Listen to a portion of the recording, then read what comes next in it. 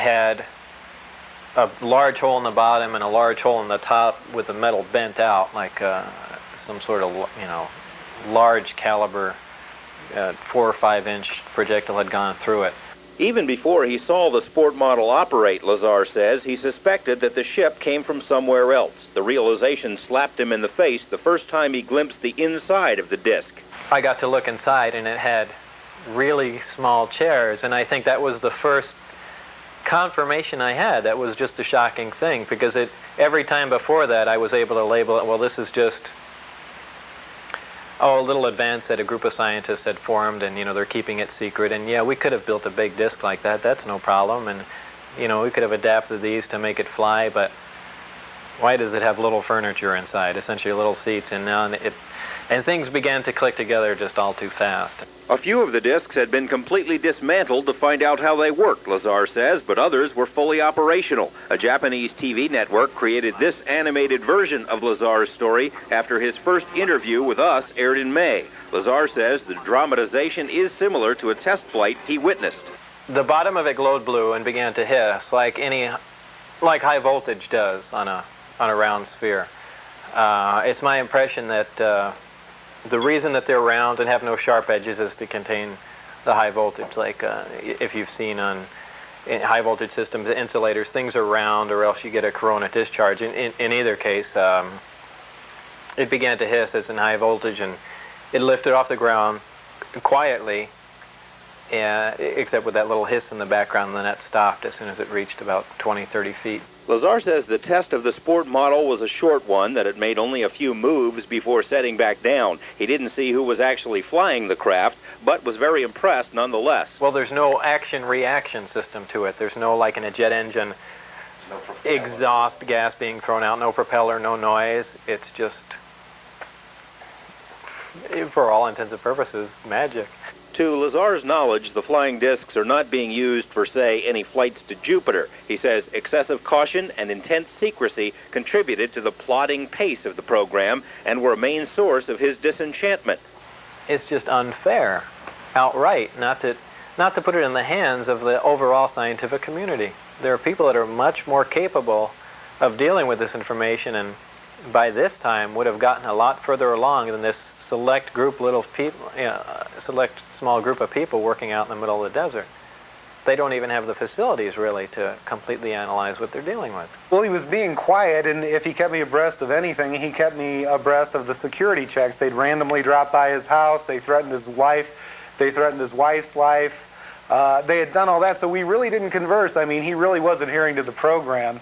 Gene Huff is a Las Vegas real estate appraiser, a regular guy who just happens to have a friend in the flying saucer business. He learned about Lazar's S-4 experiences only after a long period. Lazar is anxious for people to know that he didn't just run right out and spill the secrets of the universe, and that some things are properly kept confidential. I did not believe that this should be a security matter. Some of it, sure. But just the concept that there's definite proof, and we even have articles from another world, another system. You just can't not tell everyone. A lot of people don't believe that, but I do. When he reached what felt like his bursting point, he took Huff and a few others to the edge of the Groom Mountains to see the flights for themselves. A total of 5 witnesses on 2 consecutive weeks managed to dodge security patrols long enough to see the strange glowing object lift above the mountains. It came up above the same mountain. It moved around. It did a step move. It actually went up in the air like this and hovered, then dropped way down.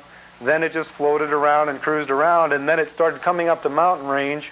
This home videotape was recorded during one of the trips to the Groom Mountains. No, what? Did you see that move it did? No, I didn't. It went like this. It went whoom, whoom. Wow, look how bright it's getting. Look at it now. It's getting bright. Not bright enough for me to get the son of a bitch. Here, hold on, right here.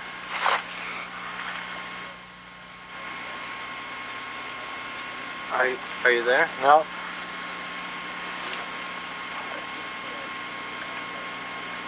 It is bright right now.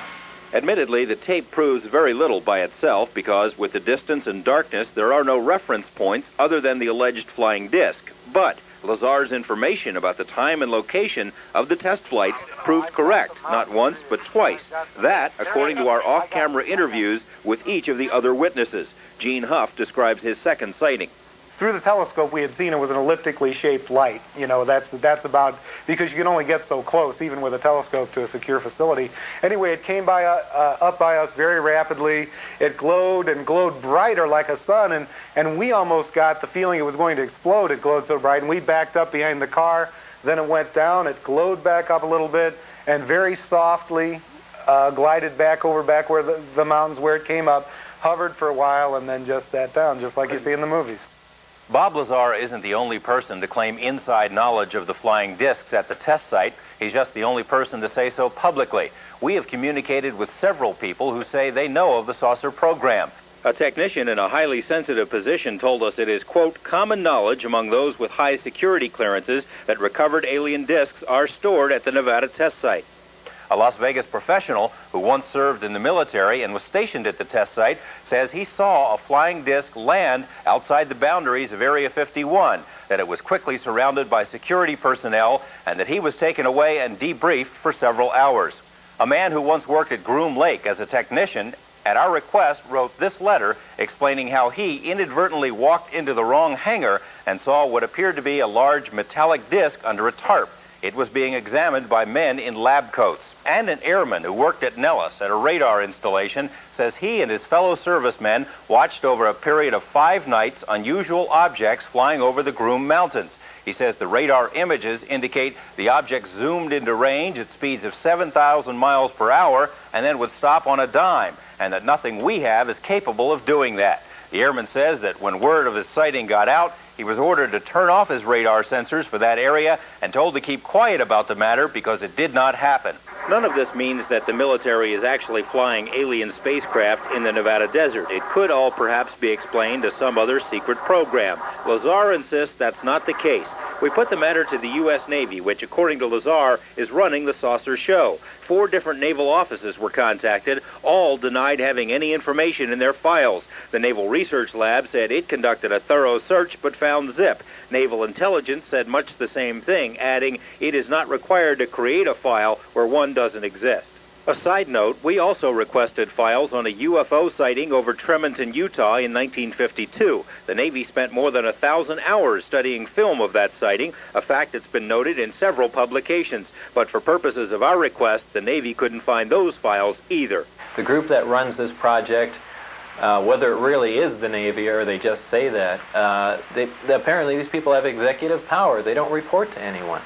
Tomorrow, more troubling allegations about the military potential of alien technology. Alien civilizations, and is keeping advanced technology under wraps because of its military potential. Tonight, in the continuation of our series on UFOs, George Knapp reports on why the military might be keeping a lid on machines from outer space. Just over this ridge, tucked inside the test tubes of a hidden government base, the secrets of the universe may be unfolding. The area is designated S-4, and according to one man who claims to have worked there, S-4 harbors scientific achievements that would astonish our deepest thinkers. It is technology that, if it exists, could change the world, but is allegedly bottled up by military minds. No, it's not an overall government project. It's not something that Congress appropriates money for. $2 billion is for this, $15 billion for flying saucers, $8 billion for Star Wars. It doesn't go like that. I don't believe that they have any knowledge of it at all. The technology that Bob Lazar says he saw extends far beyond flying saucers. An antimatter reactor allows the spaceships to produce their own gravitational fields, he says. Such a technology, if real, would answer UFO skeptics who argue that aliens could never visit Earth because the distances between worlds are too great, even at the speed of light. Gravity distorts time and space. Just like if you had a waterbed and put a bowling ball in the middle. It warps it down like that. That's exactly what happens to space. Imagining that you were in a spacecraft that could exert a tremendous gravitational field by itself, you could sit on any particular place, turn on the gravity generator, and actually warp space and time. And fold it. By shutting that off, you'd click back and you'd be a tremendous distance from where you were, but time wouldn't have even moved. because you essentially shut it off. I mean, it's so far-fetched, it's difficult for people to grasp, and as stubborn as the scientific community is, they'll never buy it, but in fact, this is what happens. Actually, Lazar's explanation is very close to mainstream scientific thought and can be traced directly to Einstein. The difference is scientists regard it as theory only. There is much that science still doesn't know. There are people studying it. Our main problem with that is we don't know what gravity is. It's this magical force that acts at a distance. We can describe how it behaves. That's what the law of gravity is. It's just a description of how it behaves, but it says nothing about what gravity really is. We'll use Etheridge as our barometer of current scientific thought. He says we cannot produce gravity, that there's no such thing as a working antimatter reactor, and that we have yet to figure out a way to get around the speed of light. He also concedes, though, such things are possible. Yeah, and literally we don't know what's possible. There could be other civilizations out there several hundred years or several thousand years, even millions of years in advance of us, that have found a way to circumvent this. We have no way of knowing, for sure. Well, the thing is, when you harness gravity, you harness everything. And it's the missing piece in physics right now. We really know very little about gravity. At least that's the way it used to be. Lazar says the technology to harness gravity not only exists, but is being tested at S-4. And if such technology is beyond human capabilities, it must have come from someplace else. It's more than conjecture, he says, because he also saw an element that cannot be found on the periodic chart. The element, called 115, can be stored in lead casings, much like this one. Lazar says the government has 500 pounds of it, and it cannot be made on Earth. It would be almost impossible, well, it is impossible to synthesize an element that heavy here on Earth. At least right now. I don't think you can ever synthesize it. The amount of... You essentially have to assemble it by bombarding it with protons, and atom by atom, it would take an infinite amount of power and an infinite amount of time. This substance has to come from a place where super heavy elements could have been produced naturally.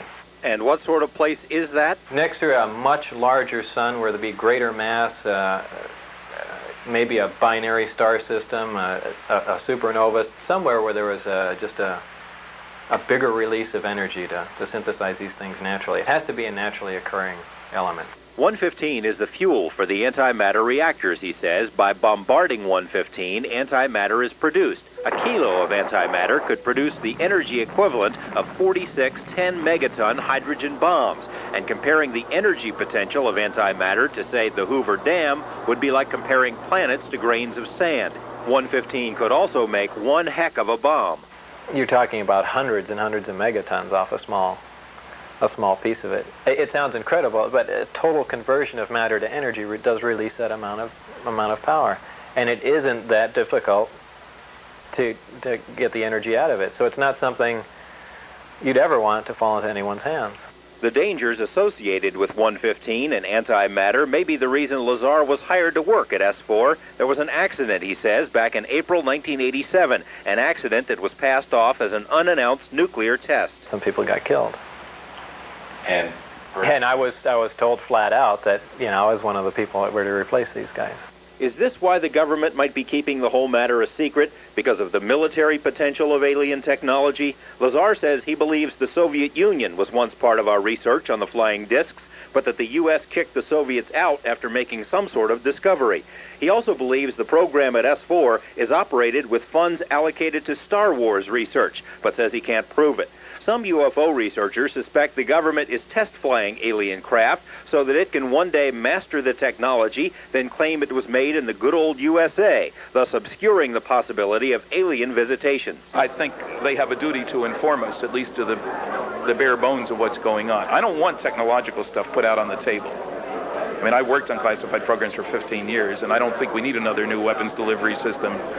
But I think the government does have a responsibility to release information indicating that indeed the planet is being visited. Probably it should be done in conjunction with the Soviets. I don't think it'll get to that level. They're not going to have a fleet of them and fly them around, and I don't think you need to do that. If you're looking at them from a weapon point of view, you're looking at an incredibly powerful device. You only need one that operates. You don't ever need to come public with it. You may want to learn more about it, should it ever break, which is might be what they're doing. they've got one. Oh, they've got a few, yeah. Lazar is the first to admit that his story is tough to swallow. He submitted to polygraph exams, has opened up sensitive parts of his personal life, and fully expects to be ridiculed or perhaps punished for his revelations. His desire to explain what really happened at S-4 took him to Lane Keck, a licensed, experienced hypnotherapist who quietly and privately tried to help Lazar remember details of the many briefing papers he says he read. I had no clue as to what we were getting to, and he started saying that there were pictures of what I thought was desks on the wall. Well, as it turned out, it was discs that he was referring to. And at that moment, I realized we were into something that was pretty heavy. Keck does not exaggerate his claims for hypnosis. He regards it as a useful tool for uncovering some lost memories. He says people are quite capable of lying under hypnosis, but says the technique can be of help in determining truth. What's his opinion of Lazar's truthfulness? It tells me that his subconscious mind believes totally all of these things. Lazar has long suspected that his government employers used some sort of mind control technique to prevent him from disclosing too much about S-4. While he says he has vivid, conscious memories of the saucers and other technology, there were other memories that even now remain locked, which is why he sought out Keck in the first place. We are living together